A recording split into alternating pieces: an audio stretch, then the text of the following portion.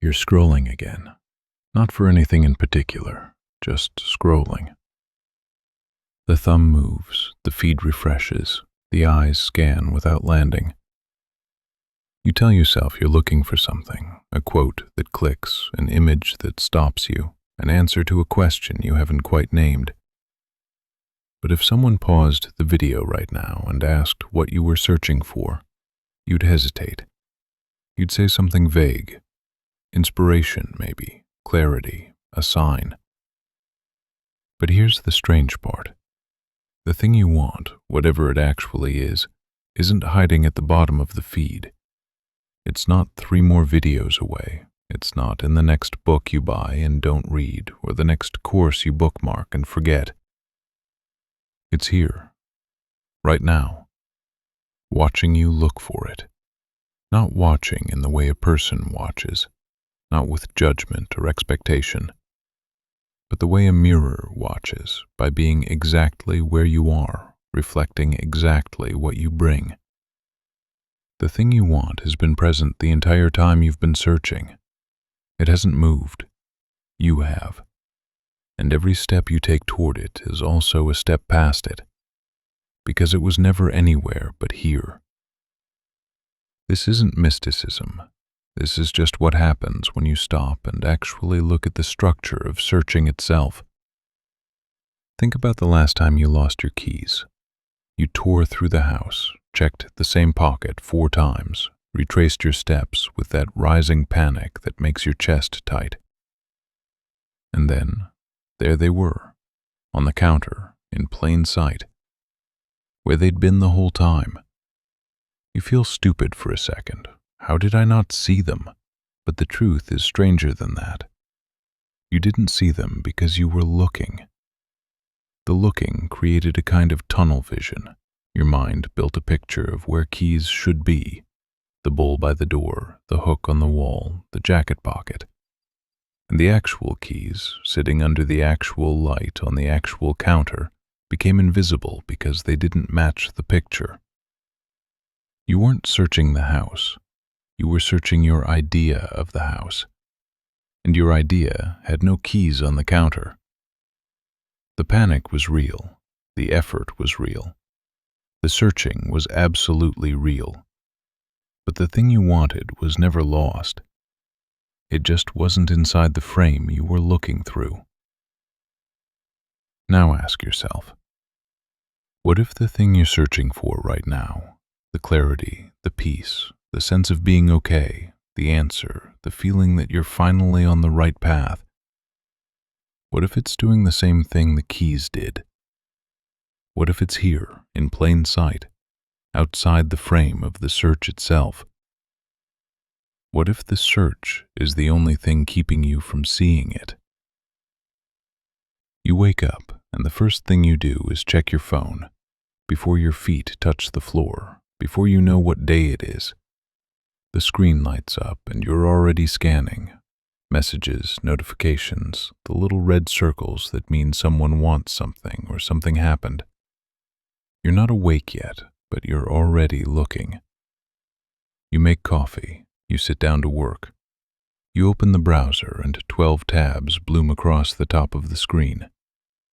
One of them is the thing you're supposed to be doing.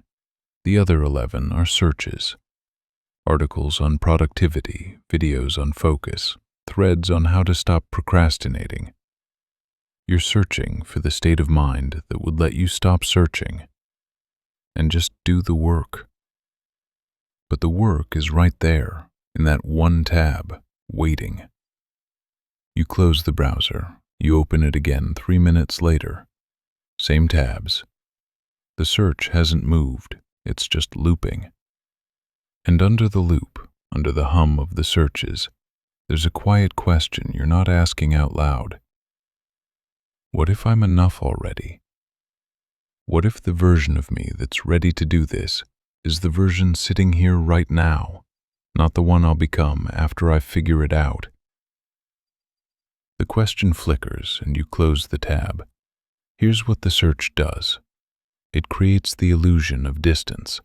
It says, the thing you want is over there, in the future, after you learn the method, after you find the teacher, after you fix the thing that's broken. The search is always oriented forward, and forward is always away from here. And here is the only place anything has ever happened. You've never experienced the future, not once. Every time you thought you were moving toward something, you arrived in another present moment that felt exactly like this one. Immediate, ordinary, shot through with the same quiet hum of being. The future you're searching toward doesn't exist as a place you'll get to. It only exists as an idea you're having right now, in this moment, which is the only moment you've ever been in. The thing you want isn't waiting in the future. It's refusing to leave the present. And the present is exactly where you are when you stop searching long enough to notice where you are. But stopping feels dangerous, because if you stop searching, what happens? If you stop trying to improve, to grow, to become, to fix, who are you? The search gives you an identity. I'm someone who's working on themselves. I'm someone who's seeking. I'm on a journey.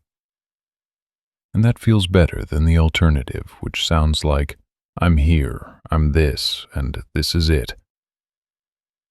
That sounds like giving up, like settling, like the death of potential. So you keep searching, and the thing you're searching for keeps watching you search, patiently, without judgment. The way the ground watches you run across it. It's not going anywhere, it's just here, being what it's always been, waiting for you to trip. Let's try something. Right now, as you're reading this, notice that you're reading this. Not the words, not the meaning. The fact that there's an awareness here that's taking in the words. The awareness isn't inside your head. Your head is inside the awareness. The thoughts about what this means, the little voice narrating as you read, the slight tension in your shoulders, the ambient sound in the room, all of it is appearing in the same space. That space isn't you, but it's also not you. It's not a thing you can point to or grab, but it's the only thing you've ever directly known. Everything else, the past, the future, the story of your life, the person you think you are, is a thought appearing in that space, right now. The space doesn't care what you're searching for. It's not invested in whether you find it. It's just here, holding everything, including the search. And the strangest part, the thing you're searching for is a quality of that space, not an object inside it. You're not looking for a thing, you're looking for a way to feel, a sense of okayness, of being held, of being home. And that feeling isn't hidden in the future, it's the texture of the space you're already inside. You're searching for the ground you're standing on. So why can't you feel it? If it's here, if it's this close, why does it feel so far away? Because the search itself is loud. The search is a movement of mind, a reaching, a grasping, a leaning forward, and that movement creates noise. Not literal noise, a kind of static. The static is made of thoughts. I need to find this. I'm not there yet. I'm missing something. What if I never get it? Those thoughts aren't the problem. Thoughts are just thoughts. They appear and dissolve like breath. The problem is that you're listening to them as if they're true reports about reality, and the listening keeps you from noticing what's under the thoughts. Under the thoughts is the space the thoughts are appearing in, and the space is already okay. It doesn't need anything. It's not missing anything. It's not en route to becoming something better. It's just here, fully, completely. The way the sky is fully sky even when clouds pass through it. The thing you're searching for isn't the clouds, it's the sky.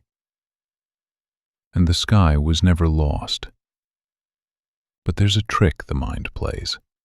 The mind says, if I stop searching, I'll lose my edge.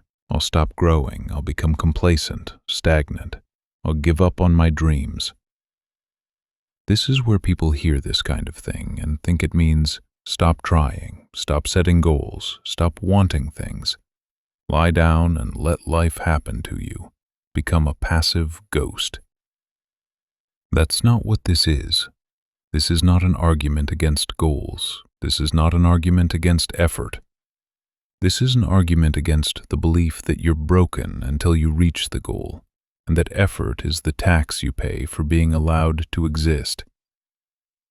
You can want things, you can move toward them, but you can move from okayness instead of toward it. You can act because the action feels true, not because you're trying to escape the feeling of not being enough. The difference is subtle, but it changes everything. One is running from, one is moving as. And the thing watching you search is what you're moving as when you stop running. Let's go back to the keys.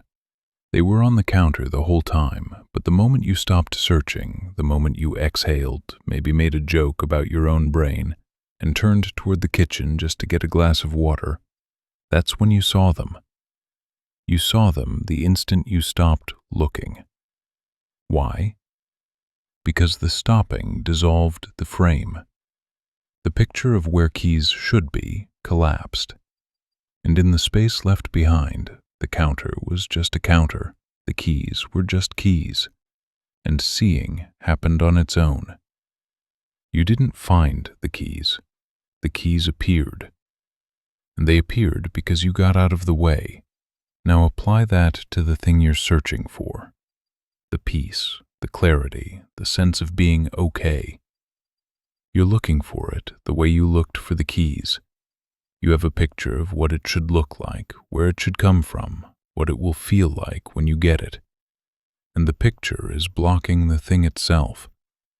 The thing itself doesn't match the picture. It's quieter, plainer, less dramatic. It's not a peak experience. It's not a moment of transcendence. It's not the feeling you get after you've finally figured it all out. It's the feeling of being here, right now, without needing the moment to be different than it is. And that feeling is so ordinary, so unremarkable, that the mind skips right over it while searching for something more impressive. You're searching for the exotic.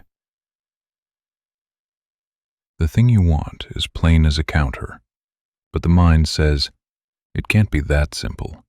If it were that simple, I'd already have it. So it must be hidden. It must require technique. It must be on the other side of some threshold I haven't crossed yet.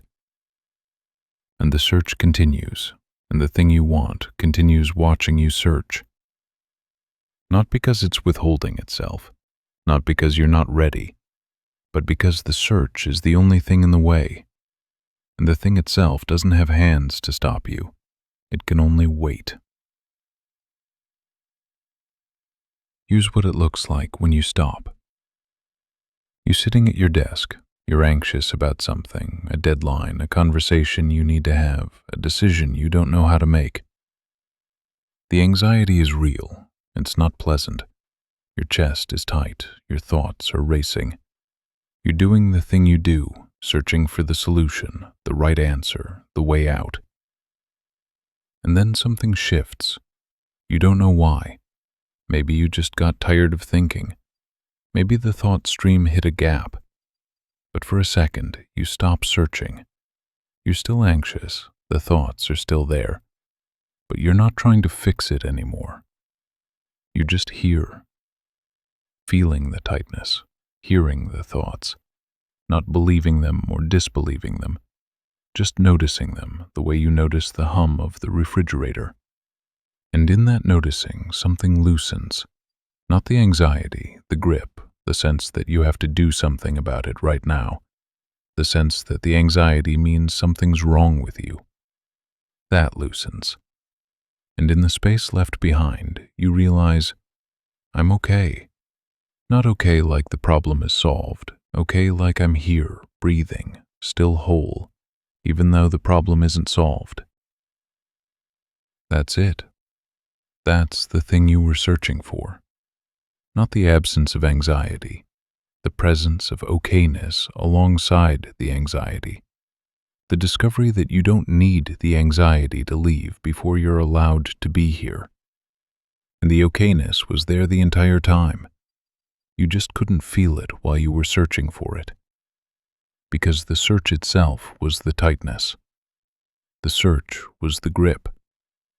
And the moment the search stopped, the grip released, and the okayness you were searching for turned out to be the ground you were already standing on. You were looking for the room you were already inside, but the mind will come back. 2 minutes later, 2 hours later, tomorrow morning. The mind will say, okay, I get it. So how do I stay in that okayness? How do I make it permanent? What's the technique? And you'll realize you're searching again, searching for the thing that appeared when you stopped searching. And that's fine. That's not failure. That's just what the mind does. The mind searches. That's its job. The job isn't the problem. The problem is believing the search is necessary, believing you're not allowed to be here until you finish the search, believing the thing you want is anywhere other than here. So you stop again, not forever, not as a permanent state you achieve and then live in. You stop now, in this moment. You notice you're here. You notice you're breathing. You notice there's an awareness here that's noticing. And in that noticing, the search pauses. The ground reappears. And you realize again that it never left. You just stopped looking at it while you were looking for it. And maybe that happens 100 times today, 1,000 times this year. That's okay. You're not trying to stop searching forever. You're just noticing each time that the thing you're searching for is here. In the noticing. In the stopping. In the moment you turn toward the counter just to get a glass of water, the keys are always on the counter.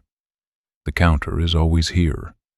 And you are always the awareness in which the counter appears.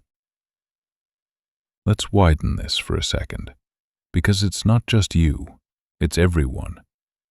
Every person scrolling, searching, grasping, working toward the moment when they'll finally feel like they've arrived.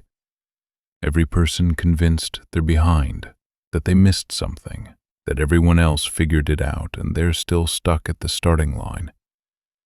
They're all searching for the same thing, and the thing they're searching for is watching all of them search, patiently, quietly, waiting in the space between thoughts, waiting in the breath they take before they pick up the phone, waiting in the moment they stop at the red light and forget for just a second to be anyone.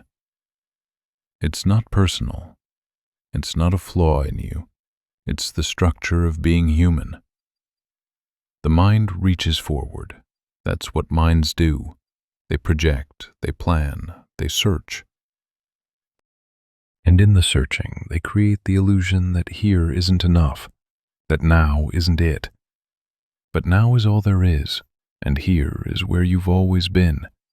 And the thing you're searching for has been here the whole time, watching you look everywhere but here, waiting for the moment you get tired enough to stop.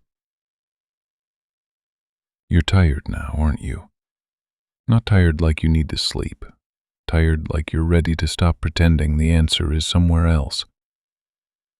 So stop, just for now, just for the length of this breath. Don't try to make it permanent. Don't try to figure out how to keep it. Just notice. You're here. You're reading. You're breathing. And in this moment, even if it's just this moment, you're not missing anything. You're not behind. You're not broken. You're just here. And here is exactly where the thing you've been searching for has always been. It's not in the next video. It's not in the next insight. It's not in the version of you that finally gets it. It's in the awareness that's reading this sentence right now. The awareness that's been here the whole time, underneath the search, holding the search, watching the search the way the sky watches clouds. You don't have to become that awareness. You already are that awareness. You've just been so busy searching for it that you forgot to notice it. So notice it now, and then forget again, and then notice again. That's the rhythm, not a destination, just a returning, a remembering, a stopping long enough to see the counter, and the keys right there, exactly where they've always been. Here's the call. If you're still here, if this landed somewhere quiet in you, do this. Go to the comments and write one sentence, first person, something like, I've been searching for the feeling I'm having right now, or the thing I wanted was watching me look for it, or I stopped for a second and it was already here. Whatever feels true, write it in your own words, in this register, something that proves you stayed. And if something in you opened just a little, if you felt something loosen, watch one of the videos on screen now. Not because you need more, not because the answer is in the next one, but because maybe you're ready to stop searching and start noticing. And maybe the next one will meet you exactly where you are.